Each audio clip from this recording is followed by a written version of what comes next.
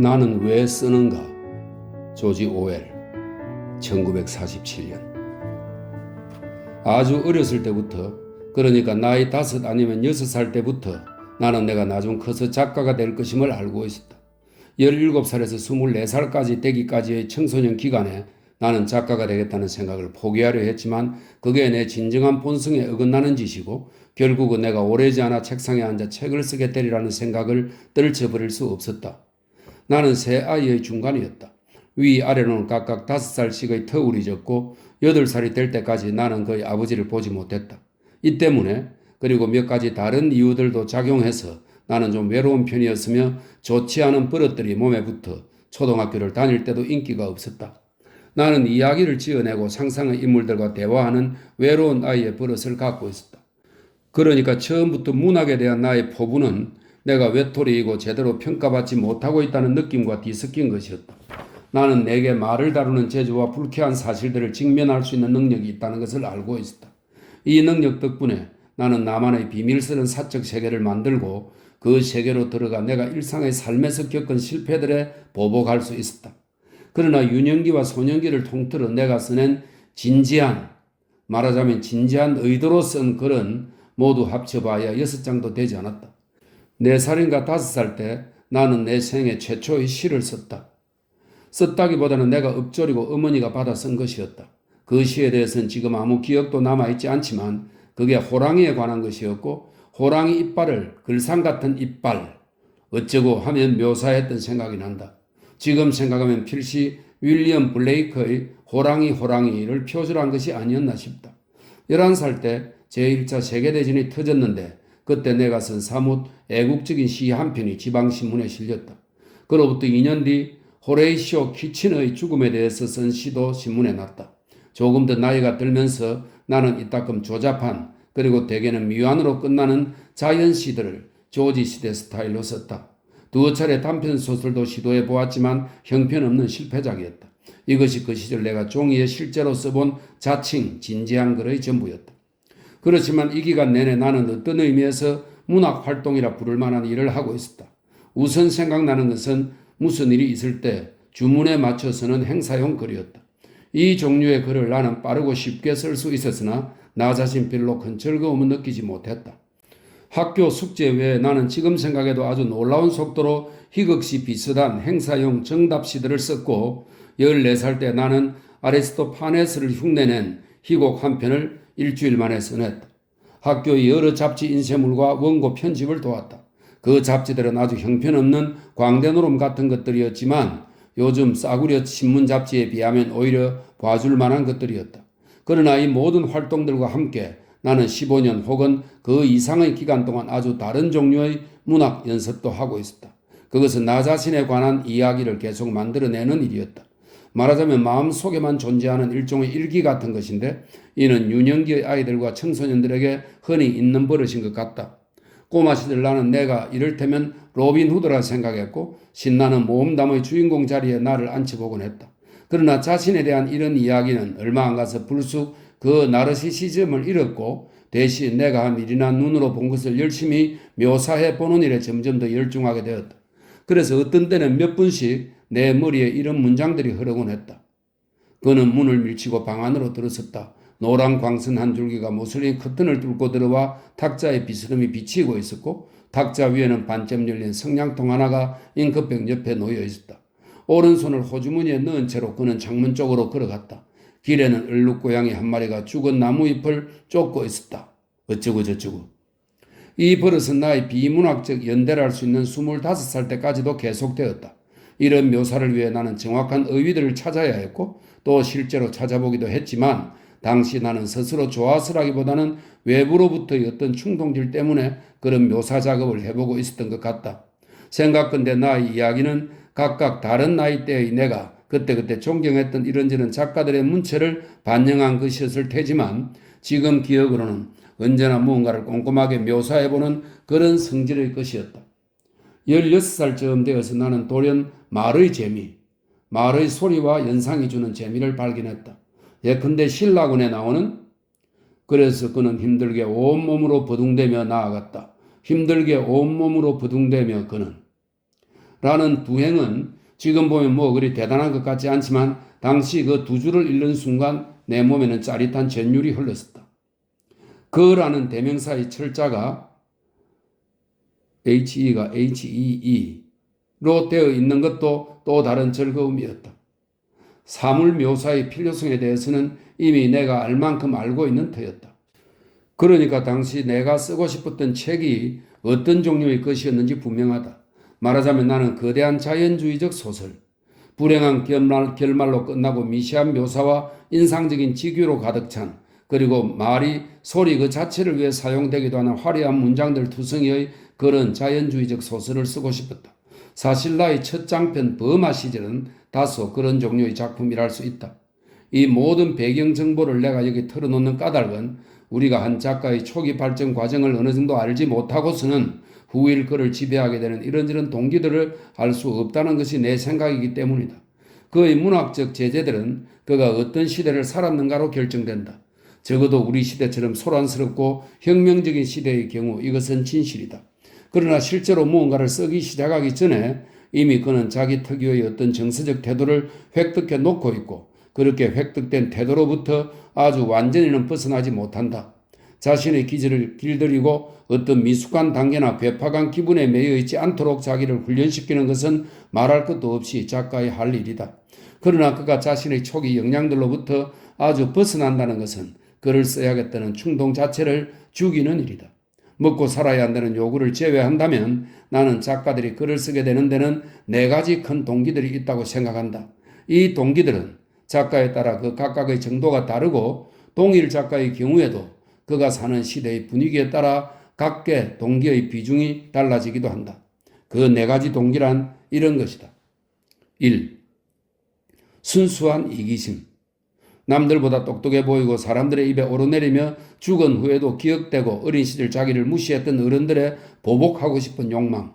이게 작가의 동기. 그것도 강한 동기가 아니라고 말한다면 그건 거짓말이다.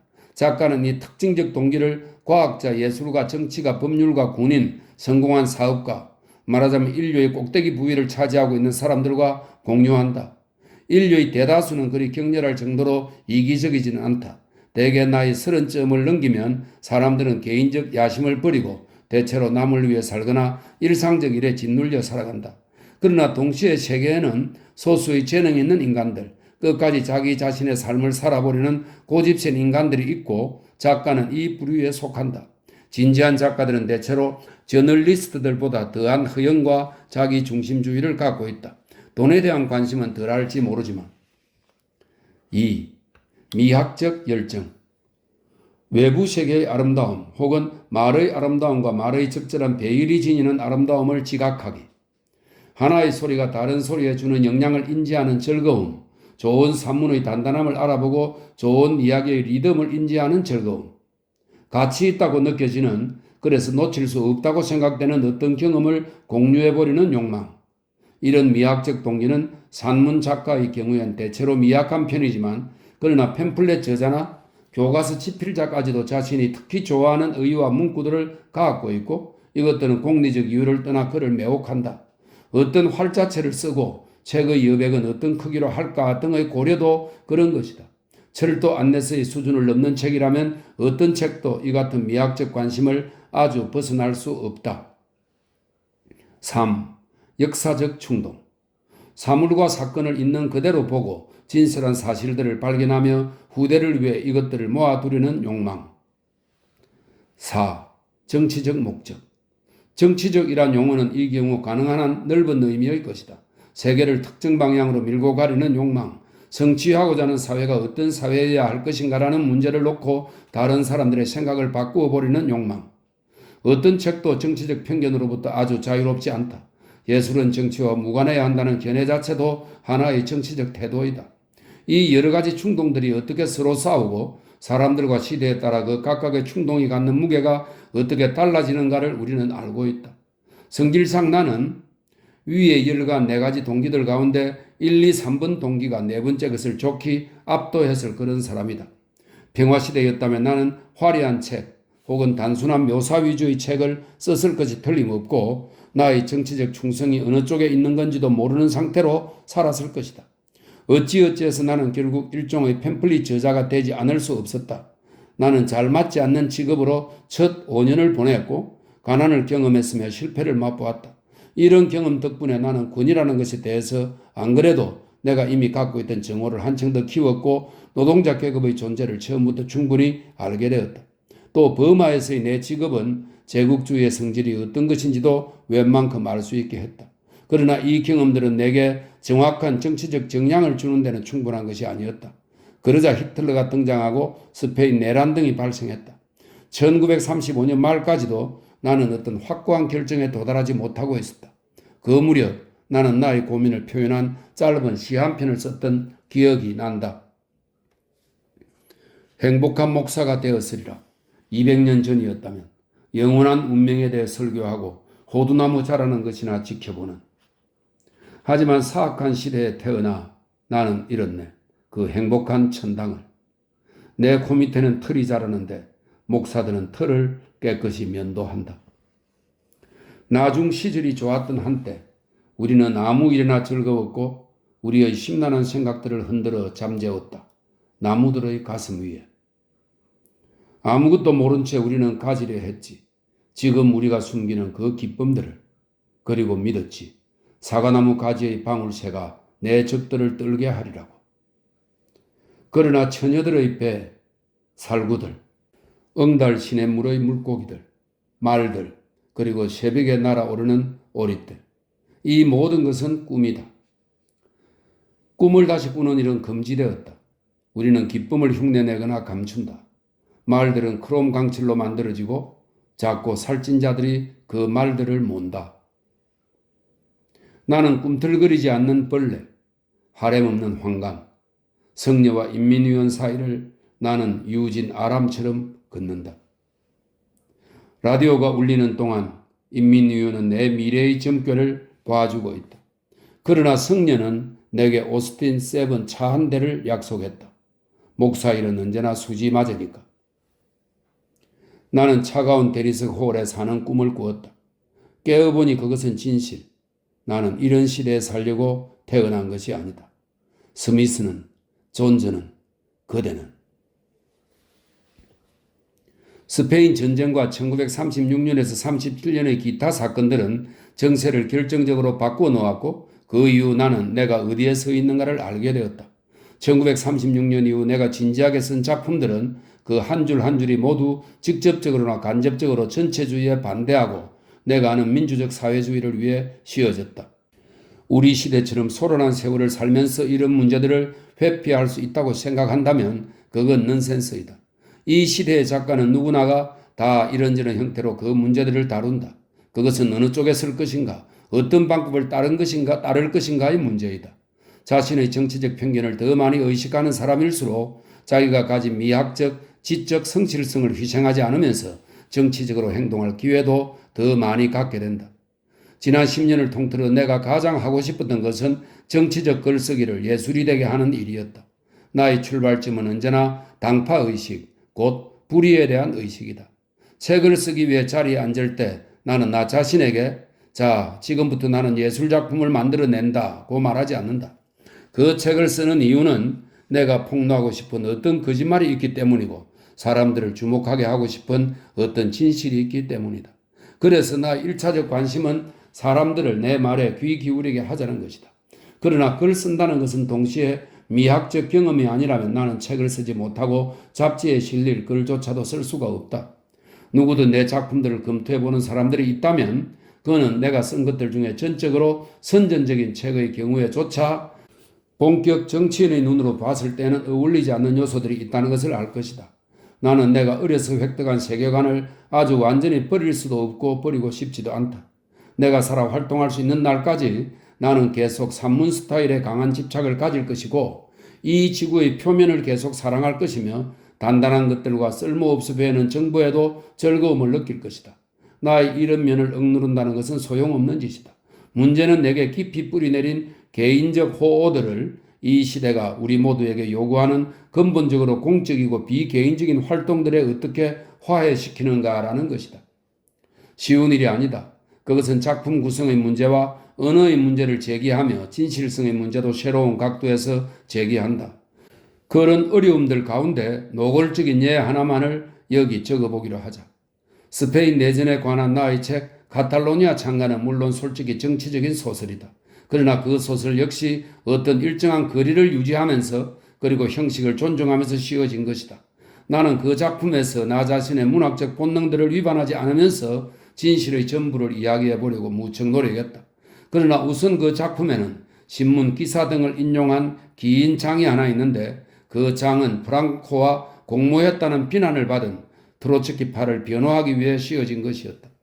1, 2년 시간이 지나면 보통의 독자들로선 흥미를 느끼지 못할 이런 장이 거기 끼어 있다는 것은 소설을 망칠 것이 분명했다. 내가 존경하는 비평가 한 사람은 그 장을 놓고 내게 훈계하기를 왜 그런 장을 거기 넣었는가? 좋은 소설이 될 수도 있었는데 그것 때문에 저널리즘이 되고 말지 않았는가? 그 말은 옳았지만 그러나 나로선 그렇게 하는 수밖에 달리 도리가 없었다. 나는 당시 영국에서는 아는 사람이 별로 없었던 한 가지 사실을, 무고한 사람들이 엉뚱하게 비난받고 있다는 사실을 알고 있었기 때문이다. 이 사실에 내가 분노하지 않았다면 나는 아예 그 책을 쓰지 않았을 것이다. 이런 문제는 여러 형태로 계속 대두된다. 언어의 문제는 훨씬 더 미묘해서 그걸 논하자면 얘기가 너무 길어질 것이다. 단지 나는 근년들어 아름답게 쓰기보다는 더 정확하게 쓰려고 노력한다는 말만 해두고자 한다. 어떤 글쓰기의 스타일 하나를 잘 다듬어 터득하고 나면 이미 그 순간 우리는 그 스타일을 넘어서고 있는 것이다. 동물농장은 내가 정치적 목적과 예술적 목적을 하나로 융합해 보고자 한, 그래서 내가 뭘 하고 있는지 충분히 의식하면서 쓴 첫 소설이었다. 지금 7년째 나는 소설에 손대지 않고 있으나 곧 하나 쓸까 한다. 물론 실패작일 것이고 모든 책은 실패작이지만 내가 쓰려는 책이 어떤 종류의 것인지 나는 분명히 알고 있다. 지금 이 글의 마지막 한두 페이지를 다시 읽어보니 마치 나의 글쓰기 동기가 전적으로 공적 정신에서 나온 것 같은 인상을 풍긴다. 나는 그것을 이 글의 최종적 인상으로 남기고 싶지 않다. 모든 작가는 허영심이 강하고 이기적이며 게으르다. 그리고 그들을 지닌 동기의 밑바닥에는 어떤 미스터리 하나가 놓여있다. 책을 쓴다는 것은 마치 길고 고통스러운 투병 과정처럼 끔찍하고 피곤한 작업이다. 저항할 수도 이해할 수도 없는 어떤 마귀에 씌이지 않고서는 아무도 그 피곤한 작업을 하겠다고 나서지 않을 것이다. 어쩌면 그 마귀는 어린 아기가 시선을 끌기 위해 소리를 내 지를 때의 그 본능과 같은 것일지 모른다. 하지만 자기 자신의 개성을 끊임없이 지워 없애려 노력하지 않고서는 어떤 읽을 만한 책도 쓸 수 없다는 것 또한 진실이다. 좋은 산문은 창유리와도 같다. 내 경우 어떤 동기가 가장 강하게 작용했는지 확실히 말할 수는 없지만 그 여러 동기들 가운데 어느 것이 따를 만한 가치가 있는지 나는 안다. 내가 쓴 책들을 회고컨대 정치적 목적이 결여되었을 때일수록 나는 어김없이 생명력 없는 책들을 썼고 분홍색의 화려한 단락과 의미 없는 문장과 수식 형용사들 속으로 속아 넘어갔으며 그래서 대체로 흩은 소리들을 하고 있었다는 사실을 나는 알고 있다. 1947년